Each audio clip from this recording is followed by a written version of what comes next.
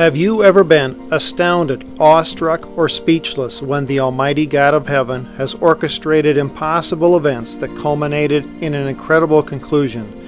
Such was the response in 2004 when God introduced Air Force reservist Dennis Swanson to the family of Airman James Habersat at the time of their son's birth.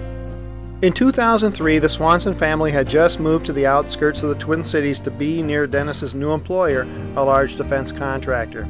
Dennis was also a technical sergeant in the Air Force Reserve. That fall, when another reservist could not fulfill a deployment slot, Sergeant Swanson received 2 weeks' notice that he would be deployed to Germany.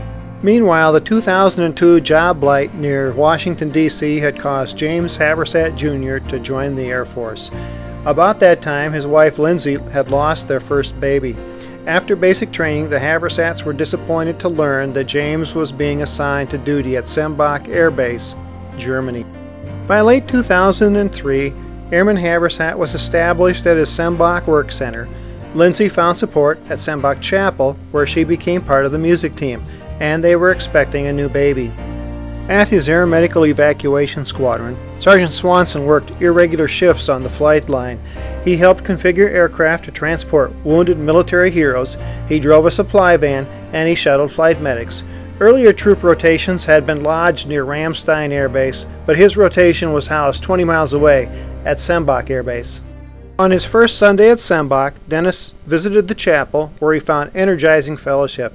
He aspired to sing with the music team. He prayed, "Dear God, I want to volunteer, but how can I fit this into my schedule?" God's answer came the next day when the administrative officer asked Sergeant Swanson to manage the squadron's communications assets. The new job required coordination with offices on base that only worked weekdays. Sergeant Swanson was still required to work part-time on the flight line, but not weekends. 2 months later, Sergeant Swanson was assigned to provide computer support, at which time he was authorized a vehicle, and he was too busy to perform the duty he found distasteful, configuring aircraft on the flight line. By December, Dennis had introduced himself to Marcus, the chapel music team leader. Team members soon became his best friends, including the Habersats. Lindsay sang, and James ran the sound. That first night, the Habersats offered Dennis a ride home. Soon, the threesome was spending many hours together, often with other chapel friends. A lonesome bored stranger and the anxious homesick couple found kinship in each other. Dennis and James discussed Air Force career options, computers, and electronic gadgetry. Lindsay and Dennis practiced music together and tested out new songs for the worship team. Dennis voiced his appreciation this way: "I will enjoy being with you for as long as you will put up with me." The Habersats were anxious for their new baby. Lindsay's final trimester was difficult, and she was hospitalized more than once. In mid-January, her health became an issue for the baby, so the doctors induced labor. Baby Devon was born early January 17th, but almost immediately it was discovered that his esophagus did not connect from his throat to his stomach. Prognosis was good that surgery could correct this. However, he needed to be evacuated back to the United States for treatment. Dennis came quickly when he learned of Devon's condition. Upon arrival, he announced, "God brought me to Germany to help you guys." They prayed and planned together. Dennis soon photographed Devon and emailed pictures back to his anxious grandparents, and he initiated a worldwide prayer chain for the baby. At 9 p.m. Saturday, Dennis finally headed for his dorm, while Lindsay complained that he was leaving too soon. So, when Dennis arrived Sunday afternoon, he promised Lindsay that he would ask her permission before leaving that night, which she did not grant until past 11 p.m. Sunday and Monday were filled with planning for the Tuesday evacuation flight. Monday night, Dennis voiced another concern. "I don't know when I will see you again." All three had silently dreaded this reality, but he assured them, "Last year I had 2 business trips to D.C. We will see each other again sometime." Since Dennis now had a van, he drove the Habersats to the military hospital on Tuesday morning for their flight. With one last prayer and promises to keep in touch, they said farewell. At the office, Sergeant Swanson loitered near the flight line operations desk, looking at the flight schedule. The section chief sensed his desire. "Grab your gloves and go help configure that airplane." For some reason, that distasteful duty was exactly what he wanted to do. Baby Devon arrived first in his isolette. Sergeant Swanson helped load him onto the aircraft. Soon Devon's mom and dad arrived. Sergeant Swanson and the Habersats were grateful for a precious few more moments together.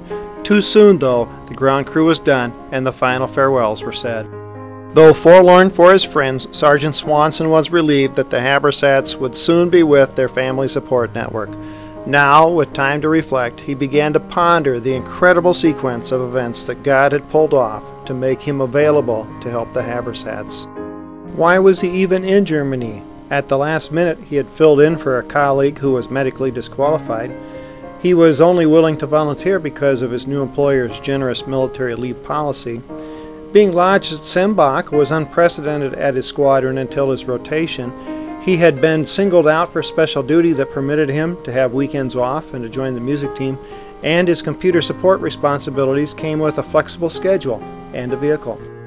Plus, Devon arrived at the beginning of a long holiday weekend when Dennis was able to dedicate all his time to serving his friends.